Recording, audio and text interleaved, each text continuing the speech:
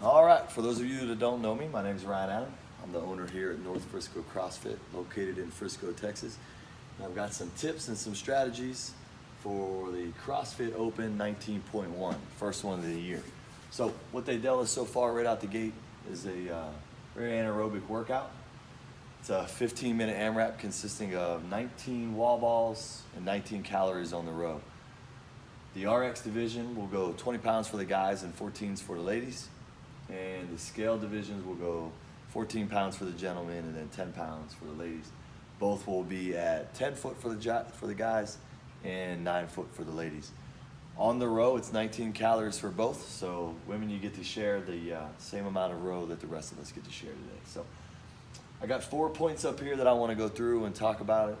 We'll take our time, we'll get through it, and we'll go from here. Hopefully this will stir up some good conversation and some good questions on your half, and we can see what's going on. So let's talk about our warm-up and our mobility. First of all, with our warm-up, it's going to be pretty simple. The workout is simple itself. It's written simple. The warm-up is going to be simple.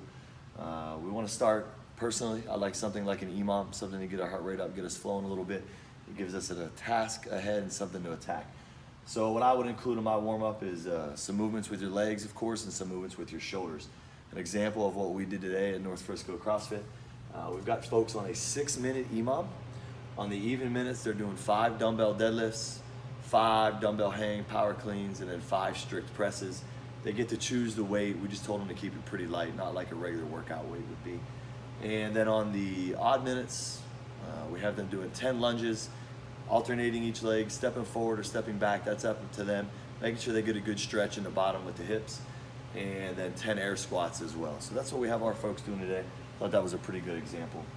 As far as mobility goes, right, we need to make sure we're getting hip crease below parallel on the wall ball. So what are we going to focus on? We're going to focus on our hips.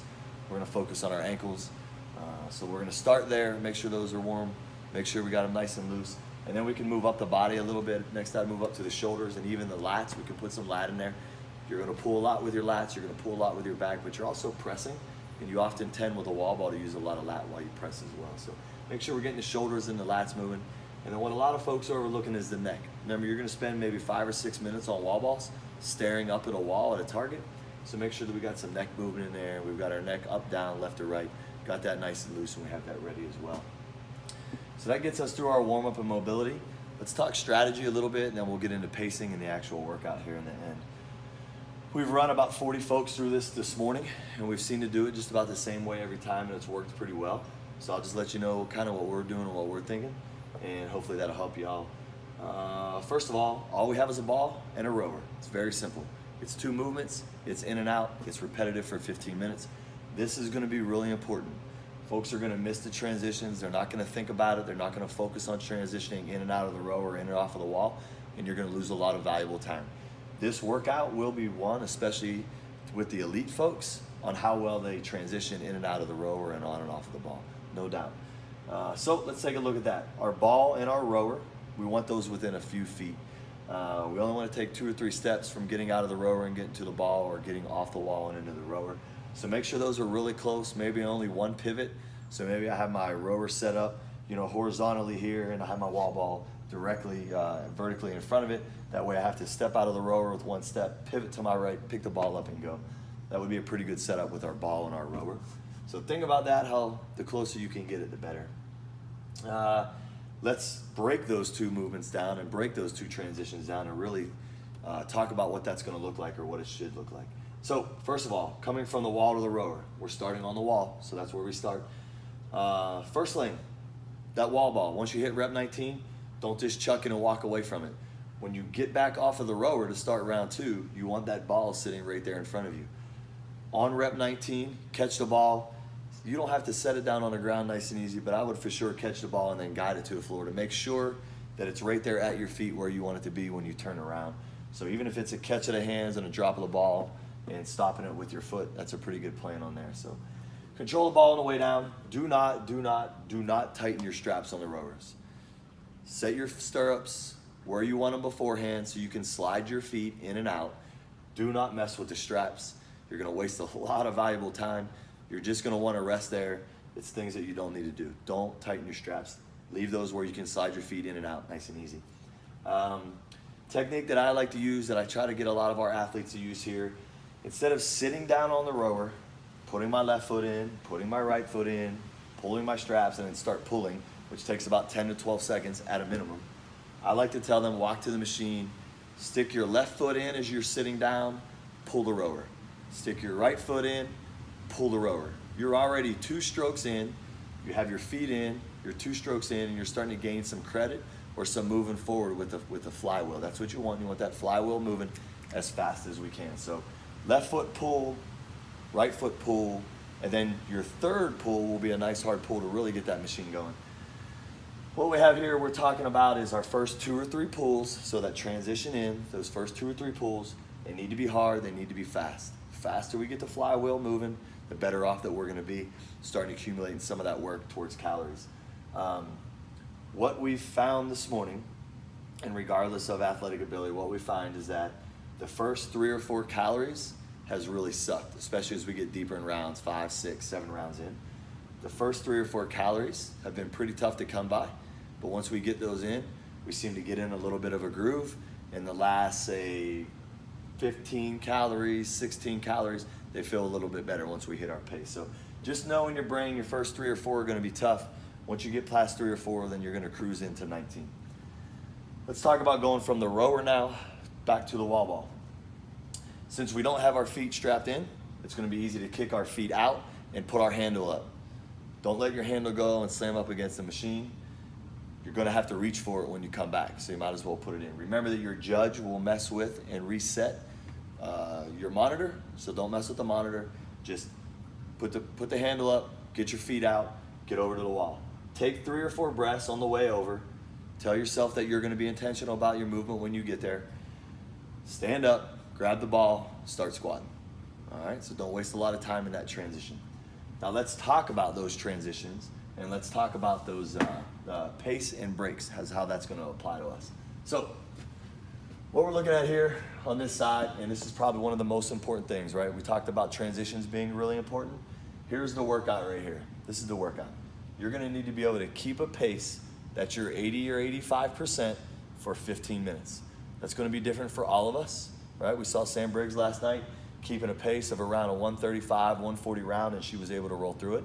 A lot of us aren't gonna be able to do that. So we need to make sure that we keep a pace all the way from round 1 all the way till we finish. And that's regardless of your athletic ability or how fit you think you are or you're not. So 80, 85% is what we need to find out. We need to figure that out in round 1, and we need to stick with it. Sure, if we want to sprint the last minute, minute and a half, you've got some left in the tank, and you should, we can sprint that out.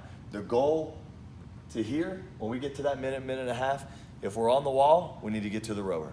If we're on the rower, we need to get back to the wall.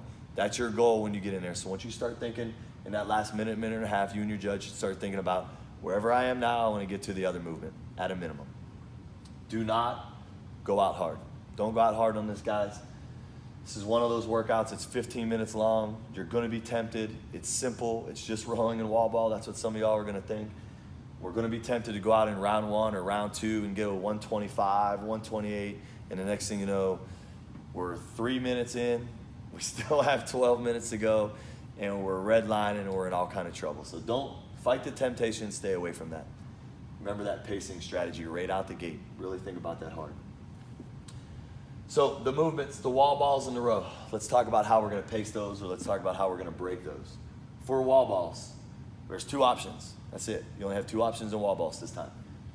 You're either going unbroken the entire way, or you're breaking from round 1. In my opinion, that's the way that you should think about this workout. If you're going unbroken, by all means, once you start moving the ball, just keep moving the ball. Can you have a plan B to break and split like these numbers are over on the side? Sure. But I would say if you are in the mindset that you can go unbroken for 7, 8, 9 rounds of 19, then stick with that as long as you possibly can. For those of you that already know right up front, there's no way that's gonna happen, just break all the way from round 1. Don't get 2 or 3 in, get in trouble and start breaking. There's nothing wrong with that. If we're gonna break, there's only one. We gotta be thinking of an 11-8, a 10-9, somewhere around those numbers is what you wanna think of. So if we're gonna break, start at round 1, and here's some good examples of what you can do there. If you're going to break, don't let that ball hit the ground. I promise that every time you let the ball hit the ground, it's somewhere between 10 and 15 seconds before you pick it up. I can almost bet money on that every single time. If you're going to break, catch the ball and either put it on your hip or put it on your chest and lean into the wall, right? Put it on your hip, lean into the wall, shake your arms out, take a deep breath, shrug your shoulders, whatever you need to do, 3 or 4 breaths. Then you have the ball in your hand, start squatting again. Don't let the ball hit the floor other than on rep 19. That'll be really good for you. That'll take you a long way. So that's the wall ball portion. Let's go into the rower portion. Strokes per minute and calories per hour. Those are the 2 things that you need to be looking at. Strokes per minute for everyone, guys and girls alike. Somewhere around 20 to 25 strokes per minute is pretty good. Think of strokes per minute like the miles per hour in your car. It's the same idea. The higher my strokes per minute, the faster I'm going. If you look at somebody rowing on a 22 strokes per minute and somebody rowing on a 36 strokes per minute, those 2 people will look totally different in their body language. The rower will react totally different to them, and it is a lot less efficient when you're rowing that high, 30 or above.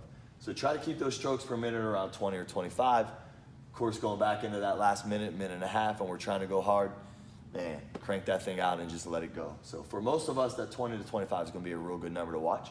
The second number we're watching is calorie per hour. So this is how much we're averaging.